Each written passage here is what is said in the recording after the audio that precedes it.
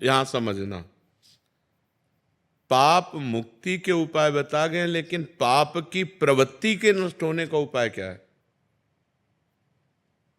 ऊपर से हमारे अस्त्रों द्वारा सब काट दिया गया, लेकिन उसकी जड़ बची हुई है, तो और नए किनके आ गए। पाप गंगा पापम, गंगा पाप का नाश करती, इसमें संशय नहीं, लेकिन पाप की प्रवृत्ति,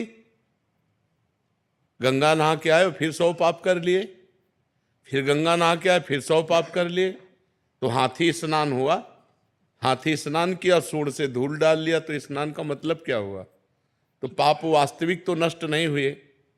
पाप नष्ट तब माना जाएगा जब पाप की प्रवृत्ति का नाश हो जाए, पाप की जड़ का नाश हो जाए, वो है प्रवृत्ति। बोले बड़ा पाप प्रवृत्ति वाला आदमी है, बहुत पापी आदमी है, तो पाप की प्रवृत्ति सबके अंदर रहती है, क्योंकि सुमति कुमति सबके उरनाई, नाथ पुराण निगम अस कहें। तो जहां सुमति है वहां शुभ है, और जहां कुमति है वहां अशुभ है, पाप है।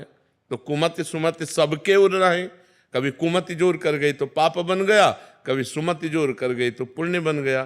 तो तीर्थों के जो उपाय हैं वो पाप नष्ट करने के लिए हैं, लेकिन अध्यात्म जो है वो पाप प्रवृत्ति को नष्ट करता है। गंगा को भी निष्पाप करने की सामर्थ्य एक महात्मा रखता है।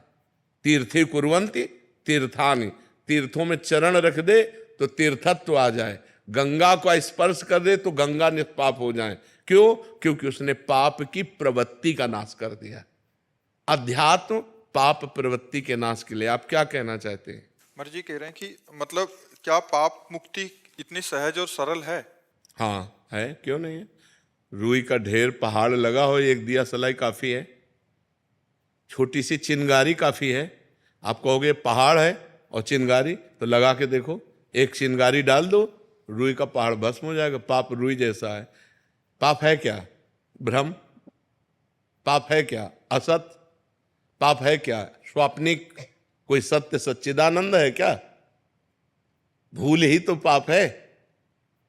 एक सेकंड में अनंत पापों का नाश हो जाएगा। राम कहो, कृष्ण कहो, हरि कहो, राधा कहो, अंतिम श्वास आ जाए यही राधा राधा कहते हुए, अनंत जन्मों के पाप नष्ट होकर भगवत प्राप्ति हो जाएगी।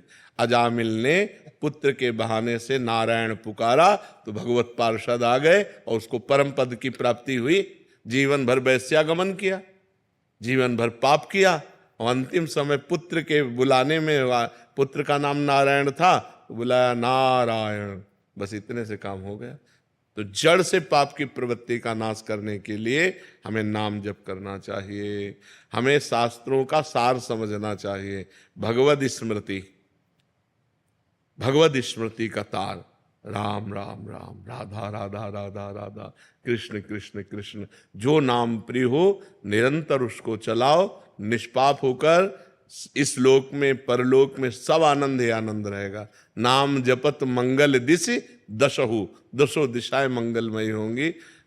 इस कलिकाल में और कोई साधन नहीं है, सच्ची मान लीजिए, एक ही साधन है, हरिर नामयु हरिर नामयु हरिर नामयु केवलम, कलौ नास्तेव नास्तेव नास्तेव गति अन्यथा। कलयुग में कोई और गति नहीं, और कोई गति नहीं, और कोई गति नहीं, केवल हरि का नाम है, भगवान का नाम है।